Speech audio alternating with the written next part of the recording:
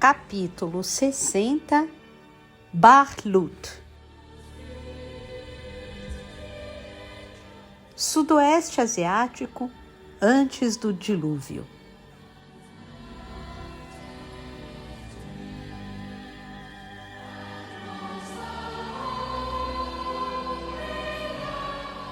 O ano que se seguiu à invasão de Egnias entrou para a história como o mais sangrento registrado durante o longo período das guerras mediterrâneas, o milenar confronto entre Enoque e Atlântida.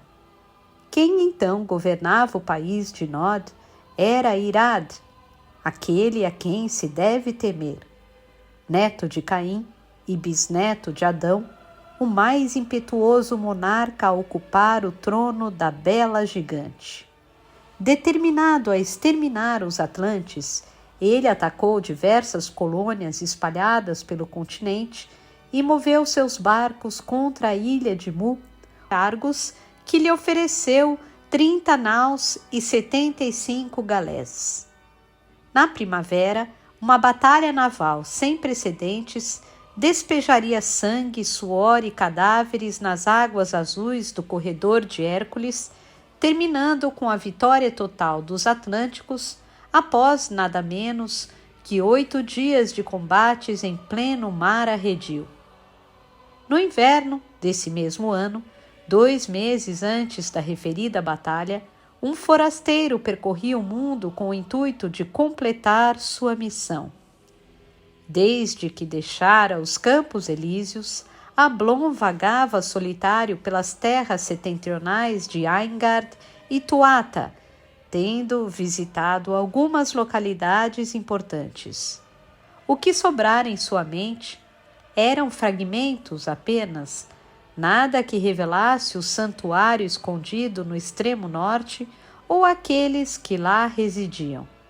Ele se lembrava de ter cruzado os promontórios de Erídano e encontrado um Ofanim, Natanael, o mais puro, cujo brilho era idêntico ao da estrela polar.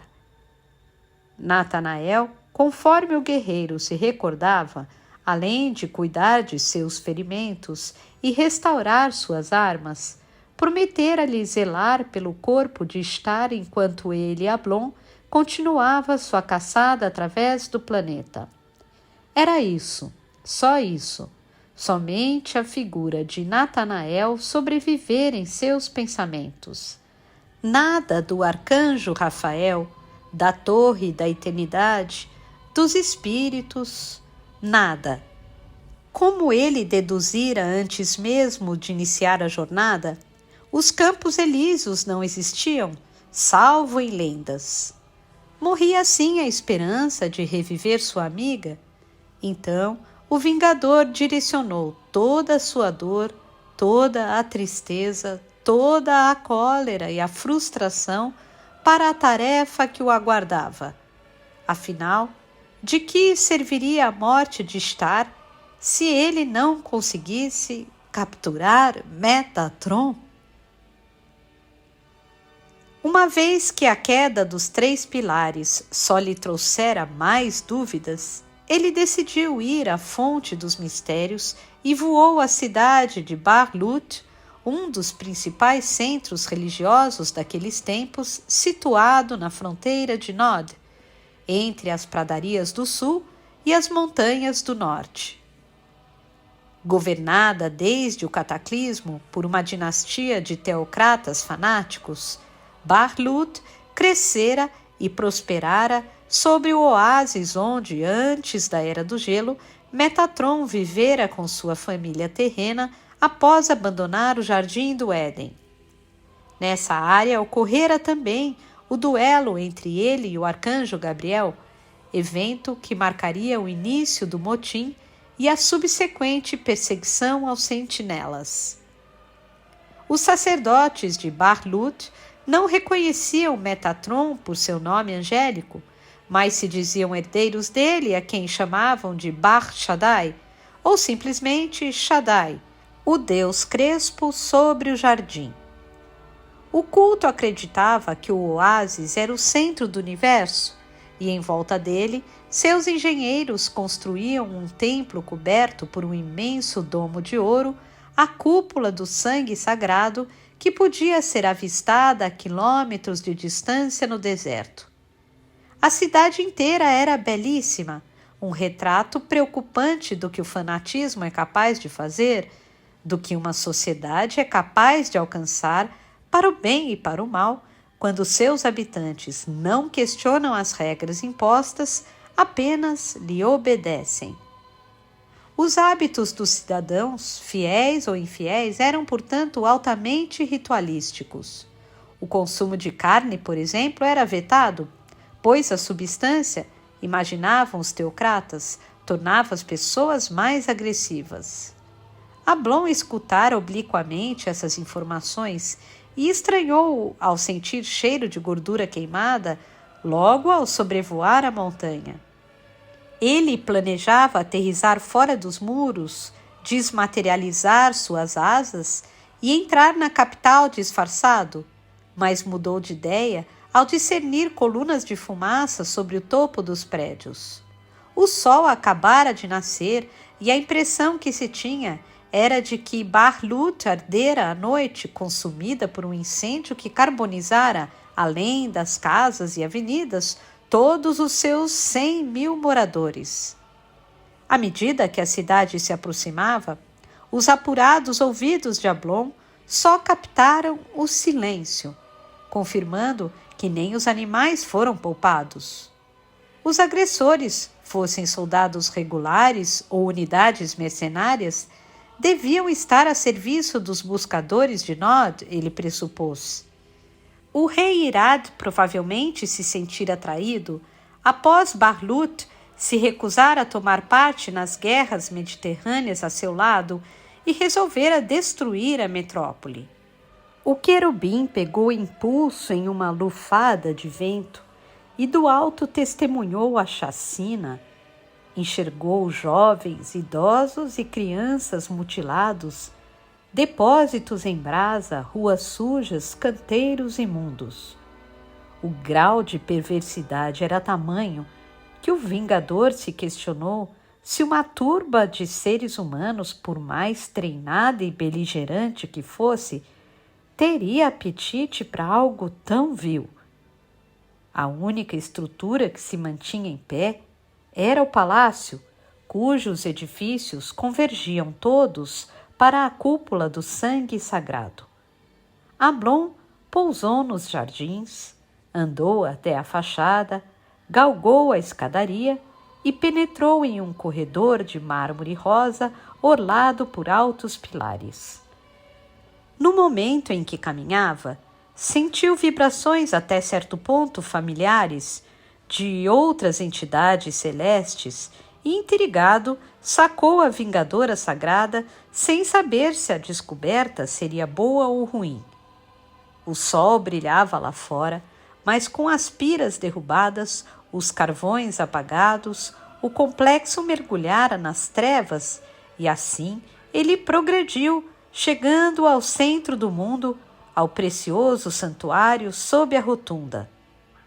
Do oásis sobrevivera uma poça, uma fonte de água que emergia do solo.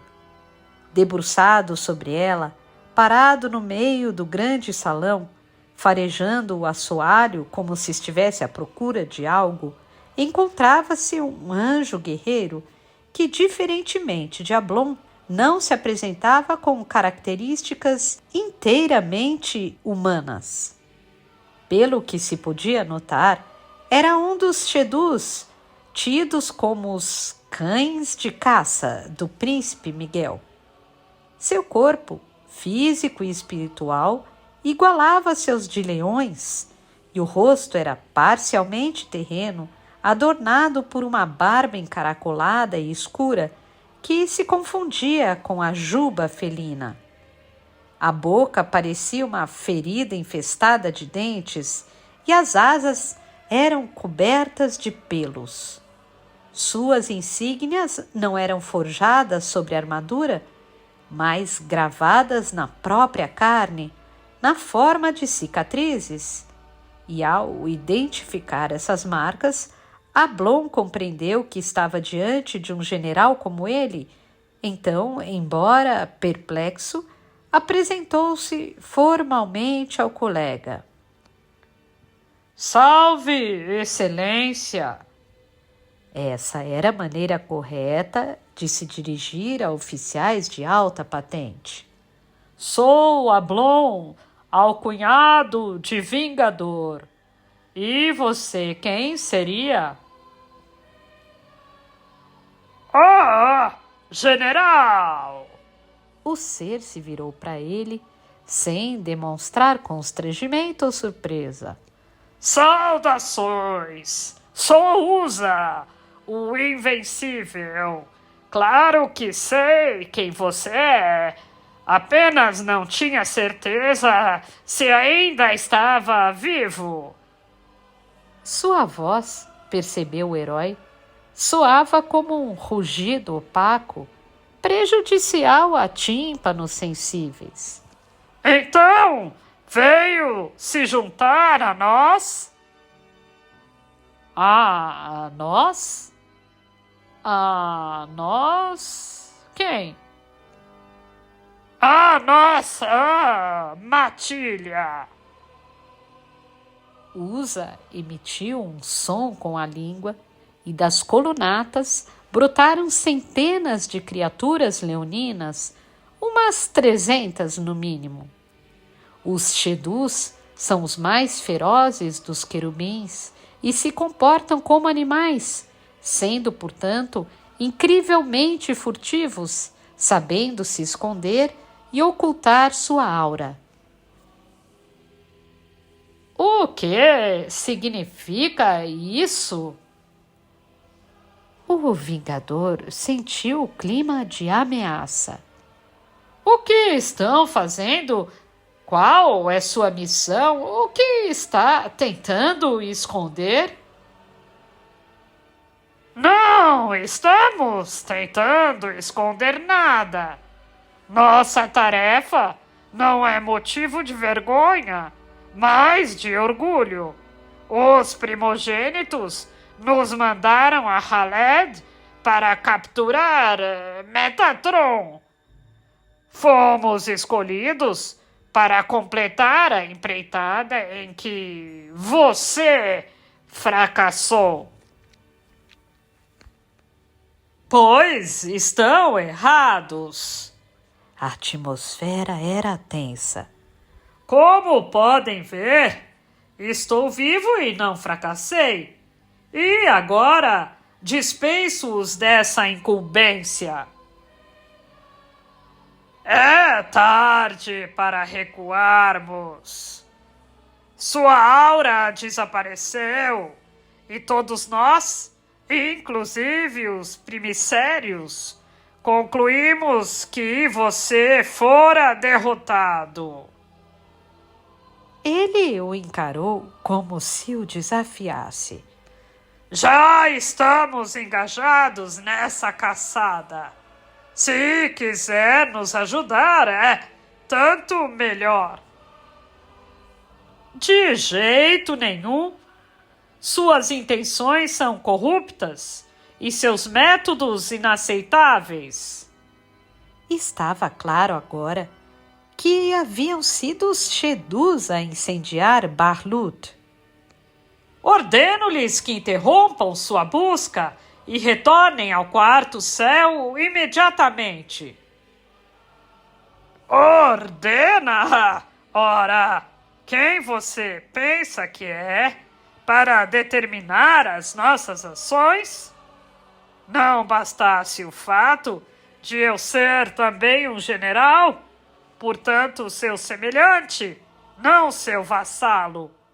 Nossas ordens vieram do arcanjo Miguel em pessoa e são claras. Minhas ordens também vieram do arcanjo Miguel e eu cheguei primeiro. O que ele dirá quando souber desse massacre? Com a espada, Ablon traçou um semicírculo no ar indicando os defuntos. O que acontecerá a vocês quando o príncipe descobrir que exterminaram milhares de inocentes. O semblante enrijeceu-se. Não, Usa! Sua missão acabou! Tolo! O leão percorreu com a vista os comparsas, os 300 Shedus que acompanhavam o diálogo. Como eu disse, repito, foi o próprio Arcanjo Miguel que nos orientou a purificar este terreno, como já fez outras vezes. Chega de mentiras! Ablon encerrou o assunto com a mesma autoridade com que censurara os argumentos de estar na estalagem do cedro vermelho. Declaro os presos e os exorto a se render. Conduzi-los-ei à guerrina, onde serão julgados pelos crimes de assassínio, perjúrio e traição contra os arcanjos. Curve-se, invencível, entregue-se e eu direi que não apresentou resistência. Seu discurso subversivo me ofende, legionário. Não há razão para nos rendermos. Não fizemos nada ilegítimo. E digo mais: se existe um rebelde nesta sala, é você. O Shedu tinha a boca aberta, os dentes brilhando. Mas, por que estamos debatendo sobre essas questões, afinal? Não somos serafins. Não é nosso costume perder tempo em colóquios. Encrespou o senho, contraiu as patas, semicerrou os olhos. Proponho-lhe um duelo. Sugiro resolvermos esta contenda como querubins, isto é, por meio de um combate. O que me diz? Vai me negar tal privilégio? Não era um privilégio, era um embuste, uma artimanha. Usa perder a razão, ficara sem defesa, e o que lhe restou foi sugerir a peleja. O correto seria declinar, mas o código dos querubins era rígido. Um desafio feito abertamente, ainda mais por outro general, não podia ser ignorado. O vingador cairia em desonra, então não teve saída. Com a espada desembainhada, prendeu as mechas flavas e deu um passo à retaguarda. Usa dos Shedus. Ele quis saber antes de continuar. Se eu vencê-lo, o que me garante que seus soldados aceitarão meu triunfo? Não se preocupem. A penugem castanha se eriçou e ele assumiu postura de luta. Garanto que não me vencerá. E tendo dito essas palavras, Usa se apoiou nas patas traseiras e, após retraí-las, deu um salto impressionante. No outro extremo do salão, Ablon fincou os pés no solo, esperou que ele mergulhasse e, ao vê-lo descendo, moveu sua lâmina, procurando acertá-lo com a chapa, não com o fio. De acordo com as regras da casta, duelos entre oficiais querubins, ainda mais entre dois generais, nunca podiam ser mortíferos, apenas delibitantes. O ser leonino, contudo, não parecia inclinado à tradição. Bateu as asas e se deteve no ar por um breve segundo, tempo bastante para que a vingadora sagrada cortasse o vazio. o erro se mostraria crítico e teria consequências terríveis. Na vã tentativa de alcançar o rival, Ablon estendeu o braço além da conta e só então o Invencível desceu, aproveitando-se dessa brecha para morder-lhe o pulso direito, o mesmo que segurava a espada. Os dentes teriam dilacerado seus ossos, não tivesse o Shedu o abocanhado sobre um dos braceletes, peça que, somada ao busto e às peneiras, completava o conjunto da armadura de ouro manufaturada no paraíso e tonificada pelos poderes secretos do arcanjo Rafael. Face a face com o monstro celeste, preso a ele, o anjo de cabelos louros usou o cotovelo esquerdo como martelo, agrediu-o com pancadas no supercílio, no nariz e nos lábios. Todavia, Usa tinha força e resistência excepcionais. Como seus caninos não eram suficientemente afiados para atravessar a couraça, ele balançou a cauda, agitando o pescoço para cima e para baixo, fazendo o vingador de chicote, batendo-o múltiplas vezes contra o pavimento, como um cão que sacode um boneco, para enfim arremessá-lo de encontro às pilastras. O que está fazendo? Ablon deu uma cambalhota e aterrissou suavemente. O ataque o teria mutilado, não fosse a proteção. Desse jeito vai nos matar. Não! Vou matá-lo, Excelência! Fomos enviados para liquidar não só os sentinelas, mas todos os rebeldes, sem exceção. Não sou rebelde, mas ainda que fosse, o que está propondo é ilegal. Quer um duelo até a morte? Por quê? O Invencível não respondeu. Durante o primeiro assalto, ele assumira a vantagem, efetuando golpes mortais, enquanto Ablon, íntegro e leal aos princípios guerreiros, estava mais preocupado, acima de tudo, em não matá-lo. Cartas na mesa, o Vingador poderia dar o máximo de si e retrucar, ainda que a contragosto, com manobras igualmente atrozes. O felino repetiu a estratégia e pulou, só que agora o herói não lhe permitiu chegar até ele. Lamentando o que faria adiante, mas sem opções, Ablon lançou sua espada. O objeto atravessou o salão, rodou e encontrou o tronco de Usa, trespassando-lhe o músculo cardíaco. O defunto teria caído sobre ele, não tivesse o general rolado no piso e escapado da pesada carcaça. Triunfante, mas de certa forma triste, por ter acabado com um de seus patrícios, o querubim ergueu-se, andou até o adversário morto e recuperou a vingadora sagrada. Vencera, mas não completamente. Os 300 Shedus agora o fitavam.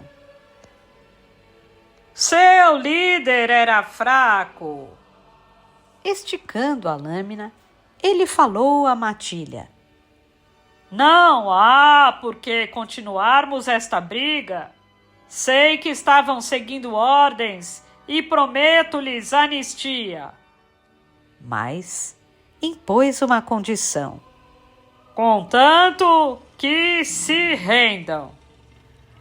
Rosnados. Olhos no breu.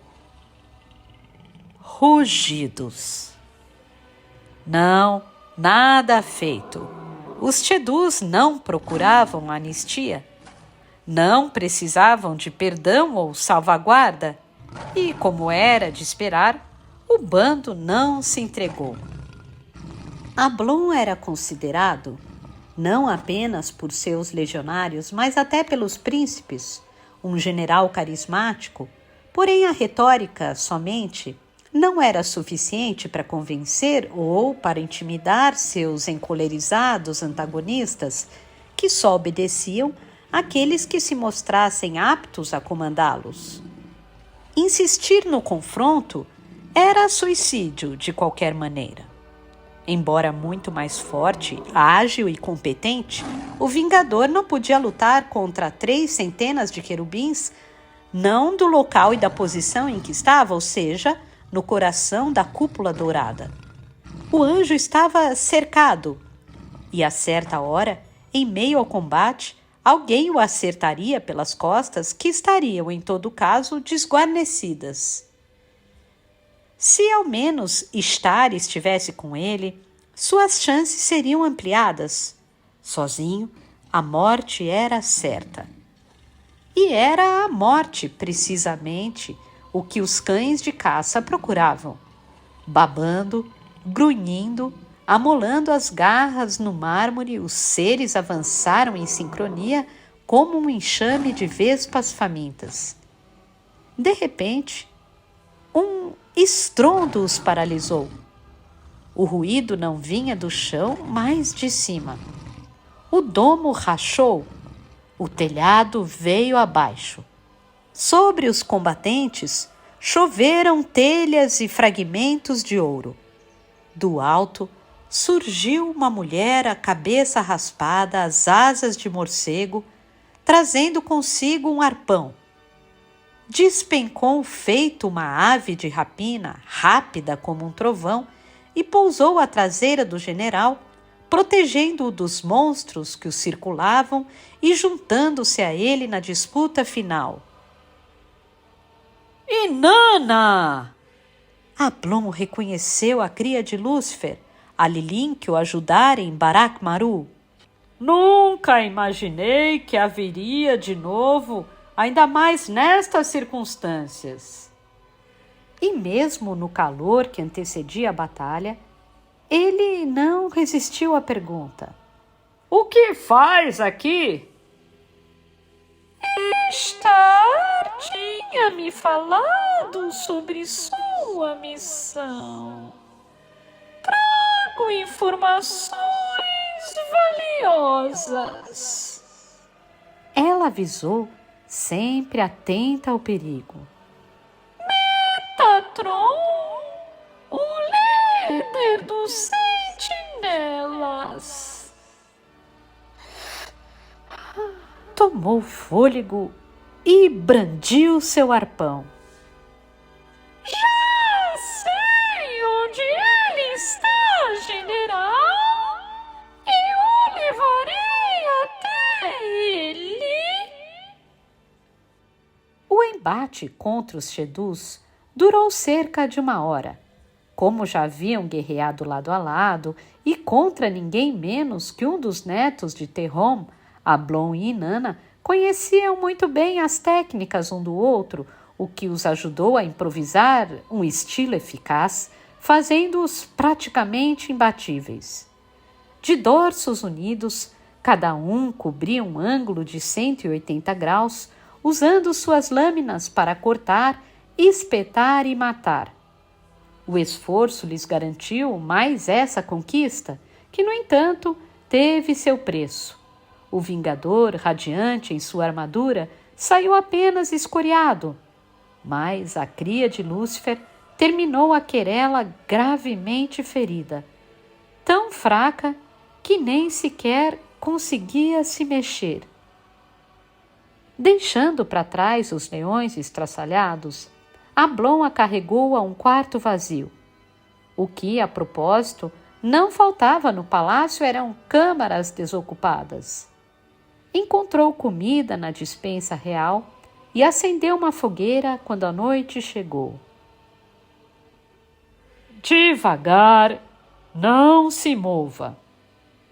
Ele lhe ofereceu um copo de água e uma tigela de cereais. O que você precisa é descansar. Por alguns dias, por vários, eu diria.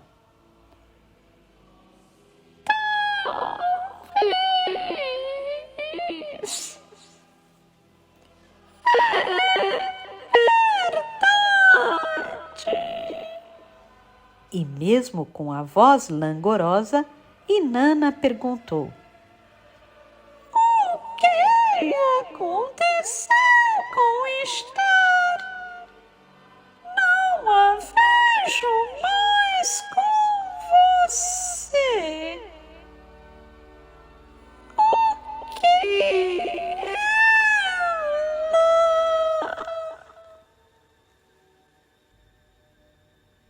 Star está morta. O anjo preferia dar as más notícias num tranco. Cá o sol. O combate com ele a vitimou. Nossa cruzada contra os 3 pilares não serviu para nada no fim das contas. É assim que funciona na Terra, Inanna. É o ciclo da natureza, o ciclo da vida. Sementes corruptas geram frutos defeituosos.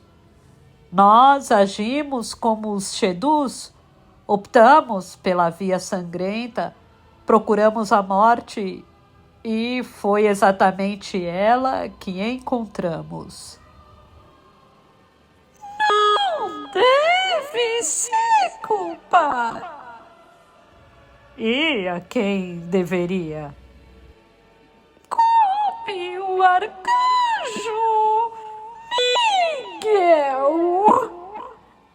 Você estava seguindo ordens. Ele é o verdadeiro responsável. Não. Fui eu que tracei a estratégia.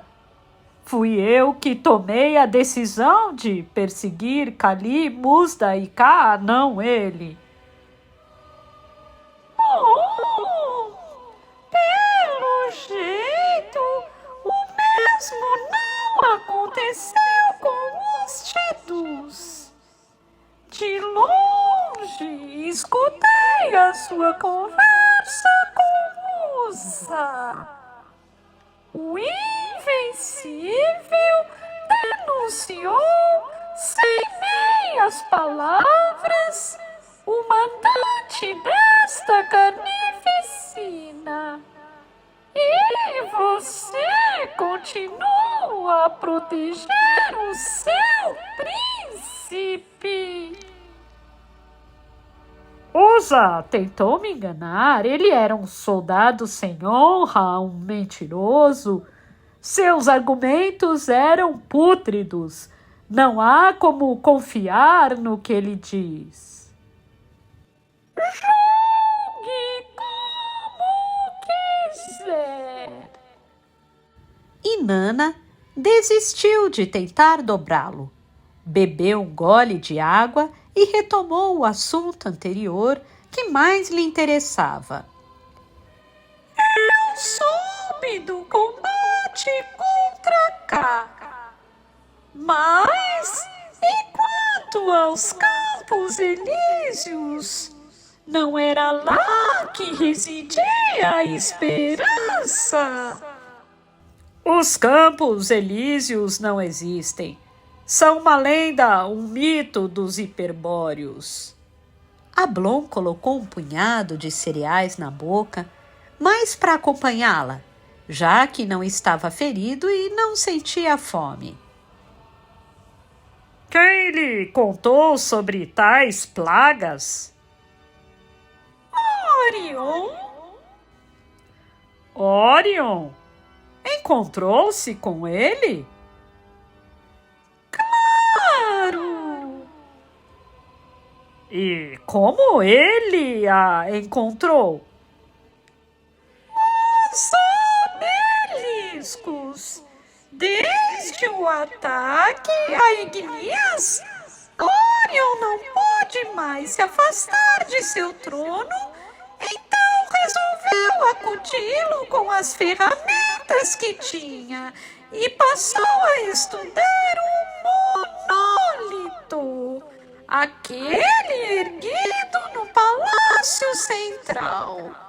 Finalmente, ele ele descobriu propriedades até então desconhecidas e aprendeu a usar o monumento como uma peça onisciente, a fim de encontrar qualquer criatura em qualquer canto do globo. Dessa maneira, ele obteve o meu paradeiro, o seu e, lógico, o de Metatron. Diga, então, onde ele está? Não é uma resposta simples. Dolorida, a Lilin se acomodou sobre um par de almofadas. Orion me explicou que os obeliscos foram construídos pelos sentinelas durante a Era do Gelo. O nosso planeta, segundo ele, é permeado por uma trama invisível cuja procedência desconhecemos. Sobre os fios dessa rede percorrem forças magnéticas, elétricas, telúricas e muitas outras que só virão a ser compreendidas séculos à frente. Onde duas ou mais dessas linhas se cruzam, ocorre um nódulo. Sobre os nódulos mais potentes, os sentinelas cavaram poços místicos que têm como objetivo fazer com que essa essência vaze para o plano físico. Os pilares são marcos que indicam esses nódulos. São faróis. Orion acredita que Metatron descobriu um jeito de controlar essas linhas, de manipular essa trama, mas para isso ele precisa antes encontrar a origem de toda essa força.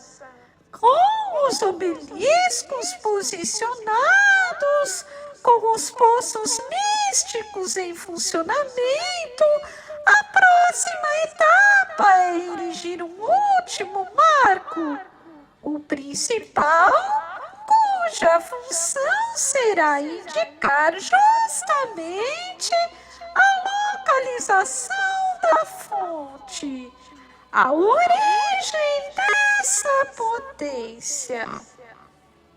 Esse marco deve ser edificado sobre o nódulo central, onde todas as linhas se entrelaçam. O nódulo central. O querubim pensou por instantes e desvendou a charada. O eixo da Terra? O polo magnético? Não é apenas magnético, como agora sabemos. A resposta parecia muito óbvia, posta desta maneira.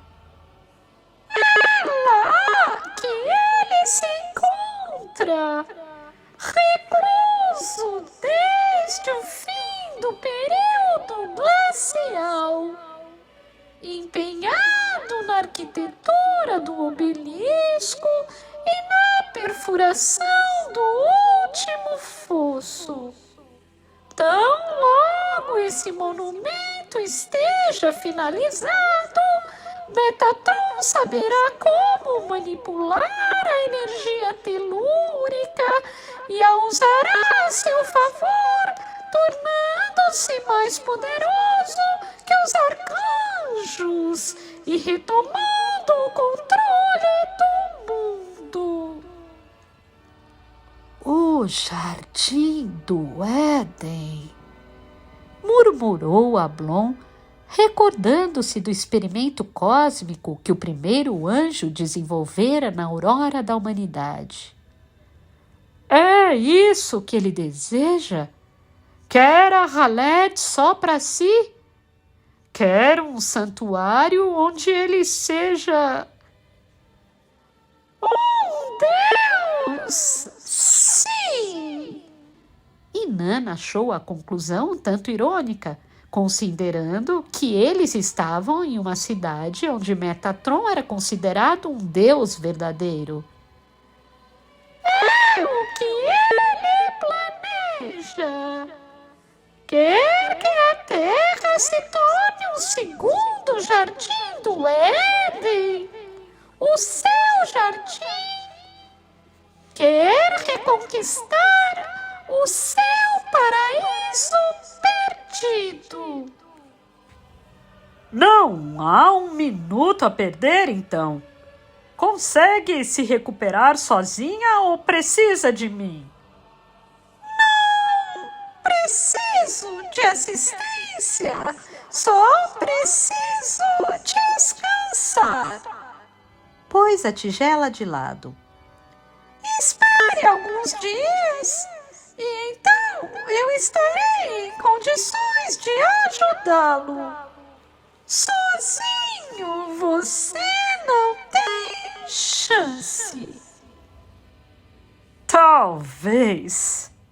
Ele não podia negar. Derrotar o rei dos homens não era apenas improvável, era impossível. Mas, se é verdade o que Orion lhe disse, que Metatron está recluso desde a Idade do Gelo, então cada segundo é crucial. Enfrentá-lo pode ser perigoso ou, numa visão realista, fatal.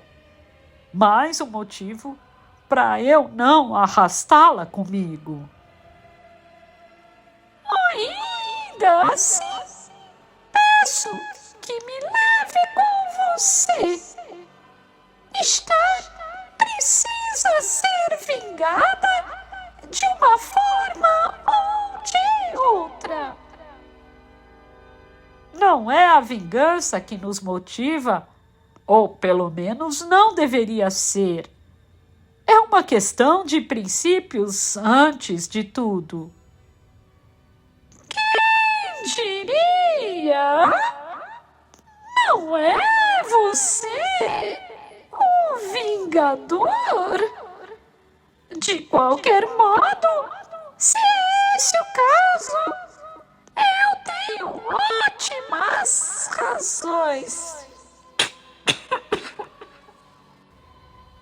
Cuspiu um pouco de sangue. Devo-lhe isso, general. Devo a você e a ela. Muito bem. O Celeste sabia que se a recusasse, estaria a desprezando, coisa que a Lilin não merecia. Por outro lado, não podia esperá-la. Era arriscado demais. O que estou prestes a fazer nunca foi feito, mas situações extremas pedem medidas extremas. Para resolver o impasse, ele sacou a espada. E Nana, se por acaso eu falhar em minha demanda, você será a última esperança deste planeta. Com a folha da Vingadora Sagrada, ele tocou o ombro direito da Filha das Trevas, depois o esquerdo e novamente o direito, pronunciando as seguintes palavras. Em nome do príncipe Miguel, do arcanjo Ziel e de Yahvé, eu a proclamo legionária e lhe dou o poder de fazer justiça. E eu prometo não desapontá-lo. Ela curvou o pescoço. Perseguirei o anjo supremo em qualquer época, em qualquer lugar. Concluída a cerimônia, que, embora singela, era oficial e irreversível, Ablon garantiu à cria de Lilith que, se sobrevivesse à empreitada, levaria seu nome à atenção da estrela da manhã e tentaria incorporá-la às fileiras luciferianas, o que acabaria acontecendo anos depois, embora não da maneira que o Vingador planejara. Em seguida, desfraldou as asas e voou na direção do polo magnético ao suposto esconderijo de Metatron. Com a intenção de alcançá-lo mais rápido, o general subiu alto, pegou carona na órbita terrestre, descreveu uma hipérbole e lá de cima enxergou seu destino. Conforme ele logo saberia, o que faltava para o rei dos homens desfechar seu plano não era a construção do obelisco. Este já fora erguido fazia séculos. Era um encontro, um combate. Então, Ablon se lembrou do que Kali lhe dissera em Ofir. Metatron o aguarda. E em seguida, do aviso de K. É uma cilada.